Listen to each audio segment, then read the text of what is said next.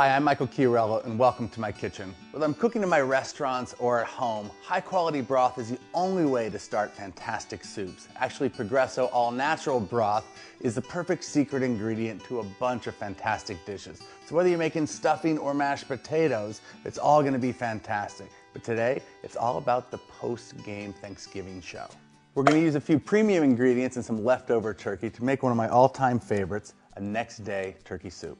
So it's a day after Thanksgiving. You have kind of a hodgepodge of ingredients already in your fridge to make the perfect soup. It's chilly outside, the house is still full of people, and you've already kind of had all these flavors done on the plate for about 4 hours the day before. But doing the turkey soup is the best way to go, and it's super simple. Right, all you have to do is take a little bit of garlic that I minced up already, and I let it get a little bit brown in some olive oil. And once it gets light brown, then I add some onions and carrots and celery, and we saute that for about 10 or 15 minutes. That's going to give you the base flavor to the entire soup. The Italians call that the odori, or where it's going to give all the aroma. Now we're going to take some fresh sage, because sage is one of my favorite herbs for the holiday. We're going to just tear some fresh sage into there. Fantastically aromatic. What I like to do with dishes like this is take flavors that everybody understands and present them, in this case in a soup, in a way that they could never imagine. And people are actually going to want to stay overnight so they can have your Thanksgiving soup. All right, once that's sauteed together, we're going to add some fantastic broth. We have 8 cups, or 2 cartons of broth. It's going to come up to a boil, simmer, and then we're going to add the rest of our ingredients. All right, once everything comes to a simmer, you want the onions and carrots and celery and garlic to have a chance to really flavor the broth. But when all that's good to go, you can add a couple more things. Now I'm going to do a couple bay leaves. If you have a fresh bay leaf tree, they're very easy to grow. I have a couple outside, or you can use dried. Bay leaf's going to give some nice aromatics. Now you just have to look at what your typical Thanksgiving meal is. We always have green beans, and we tend to cook them nice and crunchy, so they're perfect just to dice up a little bit, just like that, and put them right into the soup.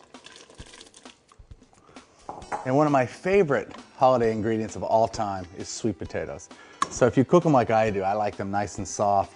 Then you have a little bit of sweet potato that's a little bit half mashed, half into pieces, but that texture is really nice. And what happens is the starch in the sweet potato is gonna thicken the soup, and it's gonna give it some beautiful body, so it's not too brothy. And like any starch, it's not gonna thicken until it comes up to a boil.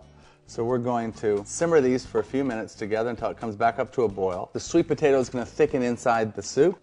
And being an Italian, I love a little pasta inside my soup. It's like a hug inside your stomach. So we're gonna add the pasta, and rather than pre-cooking the pasta in water, I'm still looking for a little of that starch to thicken things up a little bit, and it's gonna come right from the pasta as well. It's gonna go in, it's just gonna cook for a few minutes, about half the time that the package says, and then we could add the turkey. Now one of the things you wanna be sure to do is to check for seasoning all along the way, because you add the pasta and it's gonna absorb some of the seasoning.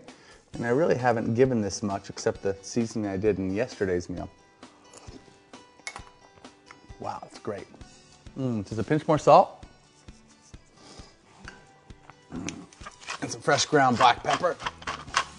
And now we're ready to add the turkey.